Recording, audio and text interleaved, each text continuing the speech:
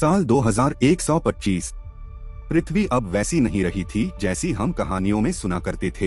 हरियाली से ढकी, नदियों से बहती, पक्षियों की चहचहाहट से गूंजती।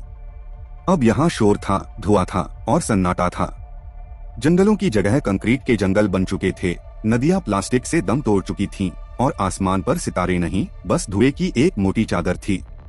डॉक्टर आर्यन सेन 67 वर्षीय वरिष्ठ अंतरिक्ष वैज्ञानिक इस धरती पर जन्मे उन अंतिम लोगों में से थे जो अब भी इसे मां कहकर पुकारते थे। उन्होंने बचपन में ही किताबों में पढ़ा था कि इंसान प्रकृति का सबसे चतुर प्राणी है, पर अब उन्हें लगने लगा था कि शायद सबसे स्वार्थी भी वही है। पिछले कई दशकों से वैज्ञानिक पृथ्वी को बचाने की कोशिश कर रहे थे, लेकिन राजनीति, पूंजीवाद और मानव का अनथीन लोभ इस चेतावनी को शोर में दबा देता था। हर साल नए नए सम्मेलन होते, गो ग्रीन के नारे लगते, लेकिन असलियत यह थी कि लोग हरियाली की तस्वीरें तो शेयर करते थे, लेकिन पेड़ लगाने का वक्त किसी के पास नहीं था। आर्यन ने ग्रीन लैब्स नामक एक संगठन की स्थापना की थी, जहां वैकल्पिक ग्रहों पर जीवन की संभावनाओं पर शोध होता था। पर उनका पहला उद्देश्य था पृथ्वी को बचाना। दुर्भाग्यवश मानवता पहले ही खुद को खो चुकी थी। एक दिन वैज्ञानिकों ने एक गंभीर खतरे की चेतावनी दी। सूरज पर एक अति विशाल सौर ज्वाला फूटी थी जो पृथ्वी की ओर बढ़ रही थी। यह चुंबकीय परत को भेद सकती थी, जिससे संचार, जलवायु और जीवन सब कुछ नष्ट हो सकता था। सरकारें हिल गईं। वैश्विक आपातकाल घोषित हुआ, लेकिन अब बहुत देर हो चुकी थी। डॉक्टर आर्यन और उनकी टीम ने पहले ही एक यान प्रकाश तैयार किया था जो सीमित लोगों को लेकर मंगल की ओर जा सकता था।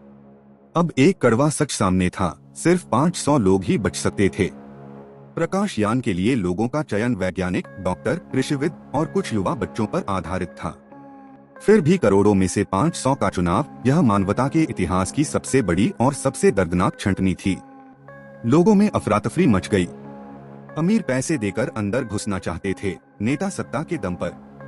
लेकिन आर्यन ने साफ कहा, अब धन और राजनीति नहीं, सिर्फ योग्यता और सेवा की भावना जिंदा रह सकती है। अंत में जब लिस्ट बनी तो आर्यन का नाम सबसे ऊपर था, लेकिन उन्होंने वह सीट एक 8 साल के अनाथ बच्चे को दे दी जो रोते हुए अपनी मां की राखी तस्वीर को पकड़े बैठा था। तुम्हारे भीतर नई पृथ्वी है, बेटा। जाओ और उसे फिर से जीना सिखाओ, आर्यन ने मुस्कुराकर कहा। उनके सहयोगी ने पूछा, सर आप नहीं चलेंगे? आर्यन ने बस आसमान की ओर देखा। वह नीला नहीं था, लेकिन उसकी याद अब भी जिंदा थी। जहां मां दम तोड़ रही हो, वहां बेटा कैसे भाग सकता है? प्रकाश यान उड़ान भर गया। नीचे एक वीरान पृथ्वी थी, जहां समुद्र उबर रहे थे, जमीन फट रही थी और हवाओं में मौत थी। लेकिन वहां एक वृद्ध वैज्ञानिक बैठा था, एक किताब हाथ में, आंखों में आंसू और होठों पर प्रार्थना। आखिरी बार सूर्य उगा, लाल, भारी और शांत। पृथ्वी ने एक गहरी सांस ली और फिर मौन। सदियां बीत चुकी थीं।